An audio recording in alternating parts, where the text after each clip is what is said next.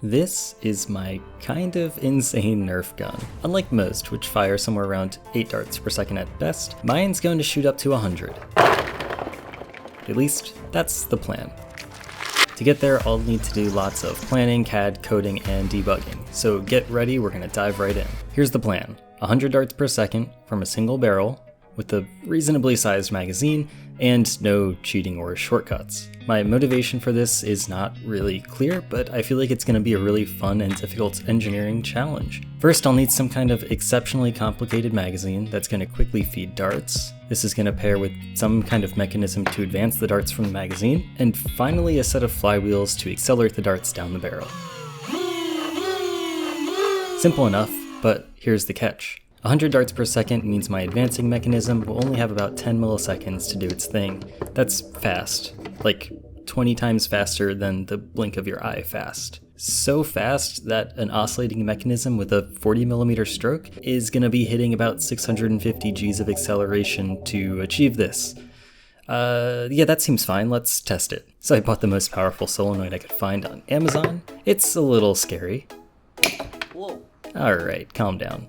But is it fast enough? To find out, I set up this really janky test jig. It's got one limit switch at each end of travel, and I set up a microcontroller to automatically cycle the solenoid 10 times and record how long it takes. Testing was underwhelming. Tried playing around with a driving circuit to speed things up, but I'm just still an order of magnitude off of my goal. After doing a bit of research, it is possible to get these up to 40 cycles per second, which is fast, but it's still not going to be fast enough for me. So I'm going to need to come up with another solution. But before getting into that, I have another problem I'd like to tackle. My magazine does not feed the darts fast enough. Some high-speed testing reveals that it is incredibly fast. It only takes about 10 to 15 milliseconds, but in order to prevent jamming, I'm going to need to get this under 5 milliseconds, so not fast enough.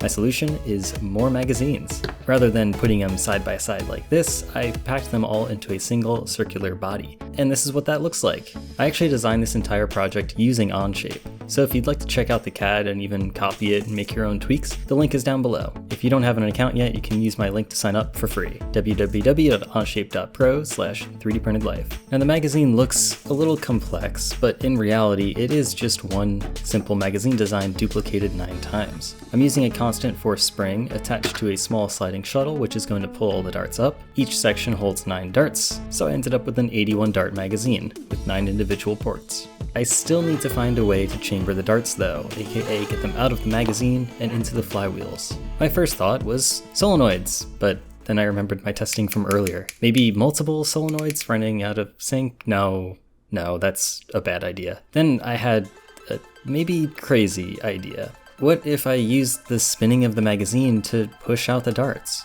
I could add some sort of sliding track feature that the magazine spins against, and use this to advance and retract little shuttles inside each magazine. That seems like it could work, but this led me to my next challenge. These darts aren't going to be shooting out of the magazine, so getting the timing perfect for them to align with the flywheel port is going to be impossible. And that's when I came up with the true secret sauce of this project. Rather than using flywheels, I'll use belts. This does 2 things. First, it allows me to sideload the darts into the mechanism, which is actually going to make my plan for the dart advancement method feasible. And second, it's going to allow for more gentle acceleration, so hopefully this will shred up darts less and not jam quite as much. So with that, I spent far longer than I should have to design this really nice looking belt drive unit, and it came out pretty well. Originally I was planning on using this pre-made belt loop, but it just has no elasticity, so it would require a tensioner mechanism, and it's not really flexible enough for the size of pulleys I wanted to use. So I opted to use neoprene belts instead, which does require joining them myself. But that process wasn't too difficult. Using a lighter to preheat the metal for splicing took forever though, so it was perfect justification to buy a mini blowtorch. And with that, the whole process was so much easier, and a bit more photogenic as well.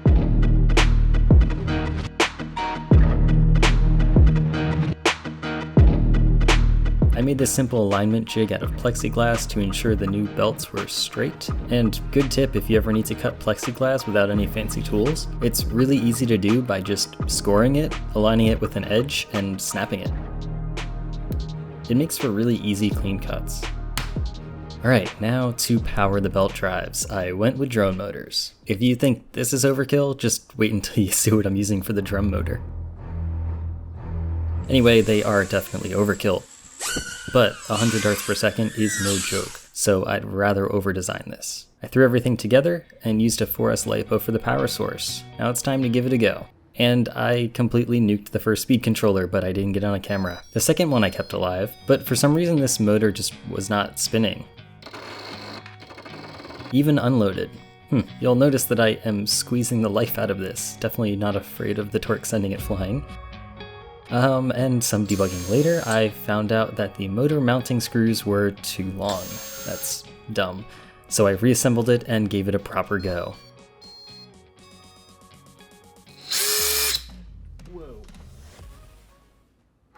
And that's how I killed my second speed controller. Now I've learned my lesson from the Wankelboat video. If you want to keep belts on a pulley, you want to make the pulleys convex instead of concave. There's a great Steve Mould video which explains why, but that wasn't the issue here. No, rather my belt was just too loose and I ran it too fast. Just look how much it was expanding here. So that caused the belt to jump off the pulleys, jam, stall the motor, and melt the driver. But it does work, so I made some better fitting belts and assembled 2 more. And it works. So the next step is to make it faster. And it still works, and it hasn't caught on fire. So let's set this aside and move on to the next bit, because the next thing I need to do is figure out how to spin the drum. This is going to take a lot of power to spin it up quickly, and to keep it spinning fast, as these cams are actuated hundreds of times per second. So I bit the bullet and bought an O-drive.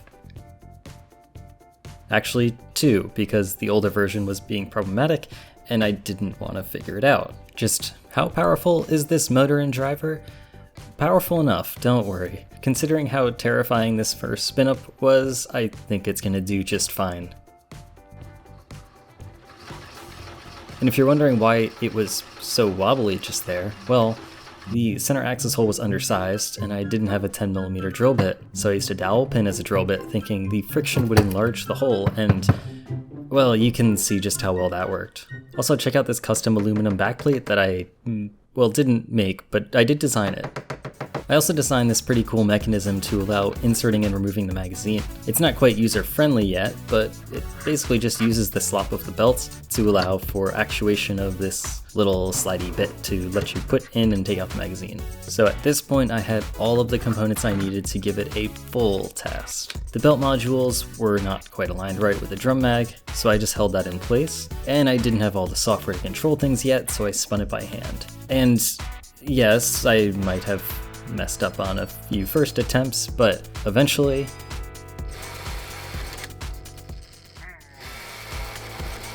I got it to work. One dart failed to feed because I just wasn't spinning the belts fast enough, but this was the proof that design is gonna work. Next up, I made a few more adjustments and tweaks to optimize the whole setup, making sure the belt drives were actually screwed down in the right place. I added a thrust bearing into the magazine, which is going to take up some of the lateral load and help keep the magazine in alignment a bit better. I added in some Wago lever nuts, which are super awesome, just to get everything running on a single battery. And finally, I wrote just a little bit of code, the bare minimum of functionality. I opted for a state machine architecture here, which makes a lot of sense for this kind of device, because it's going to operate in a variety of different states. For example, it could be idle, spinning up, ready to fire, firing, etc. Using a state machine lets you very easily define what it's going to do in each state, and how you can move between states and what conditions you need to meet to do so. I still need to do a bit more work on the cams for chambering the darts, so like before, I'm just going to advance the darts by hand. Here goes nothing.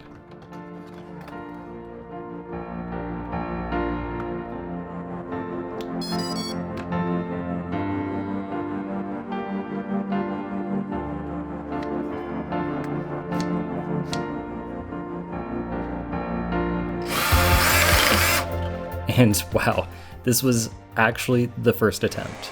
I can't believe that it worked. Now it was really fast, so what happened here?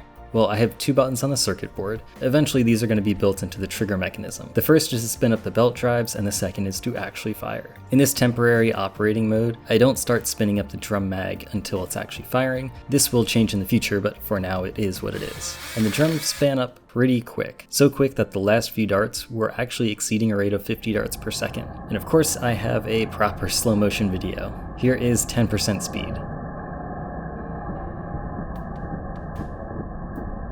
So suffice to say, this thing fires fast, really fast, but there is still a lot more to go.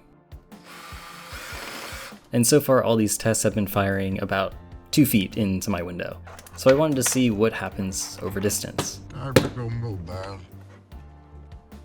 Let's compare it to throwing by hand, bad. My old Esper Nerf gun builds, which is actually really good. And let's see where this new one fits in.